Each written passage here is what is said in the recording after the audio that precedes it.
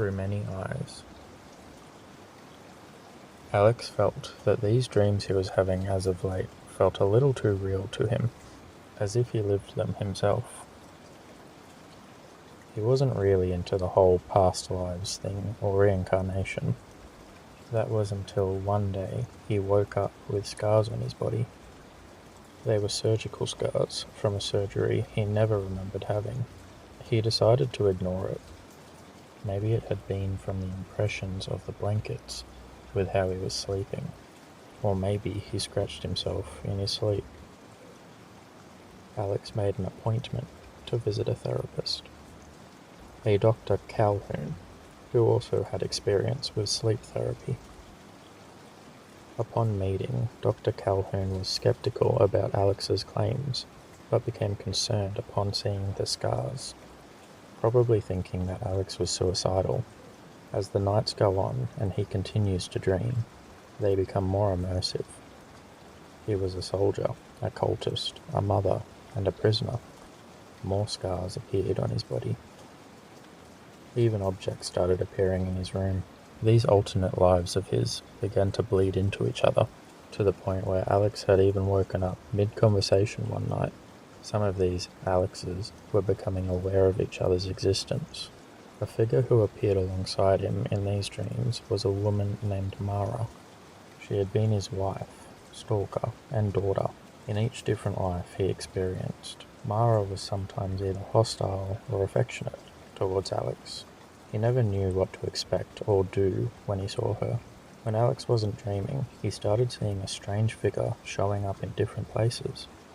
The cafe he got his morning coffee, his place of work, and in any reflective surface he looked into. With Dr. Calhoun being of little help, he decides to do his own investigation, discovering old hidden journals in the storage room of his apartment, a closet he hadn't touched since moving into the place, since he didn't have much to begin with or reason to use the space. In one of the boxes, he discovered old journals written in different styles of handwriting, but were all signed with his name. Inside the journals, the entries felt as if they had lived these lives before.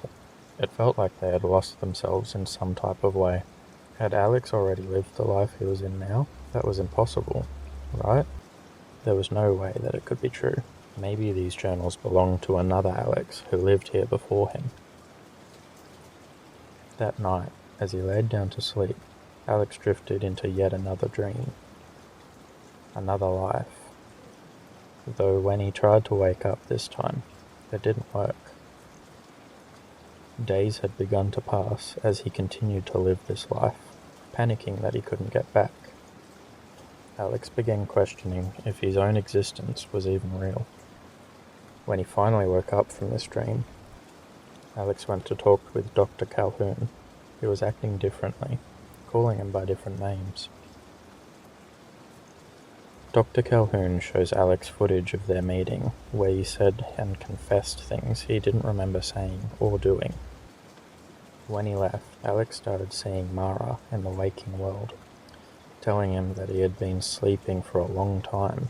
He made the decision to stay awake that night to avoid slipping into a past life dream.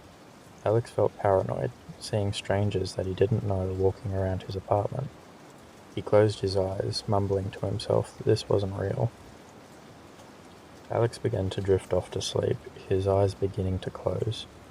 When he woke up again, Alex saw solid white walls, a door with a small window, and dim lights above him. He squinted, very confused, to see where exactly he was now. The truth was, Alex was a patient at a mental institution for identity disorder. The records showed that he had been there for years. Dr. Calhoun had always been his doctor, who had kept hundreds of drawings. The various lives that Alex had described, all of them were eerily detailed. When he looked at himself in a reflective surface, Alex saw Mara smiling back at him. He couldn't tell if he was awake or living another life. Alex held his head in his hands, letting out a frustrated scream. Outside the room and down a long hallway is a room with thousands of TVs, showing each and every different patient in their rooms. each one with a different disorder. Dr. Calhoun takes notes on Alex, typing on his laptop as he observes him. He was the most interesting specimen in his collection, and one he was determined to keep.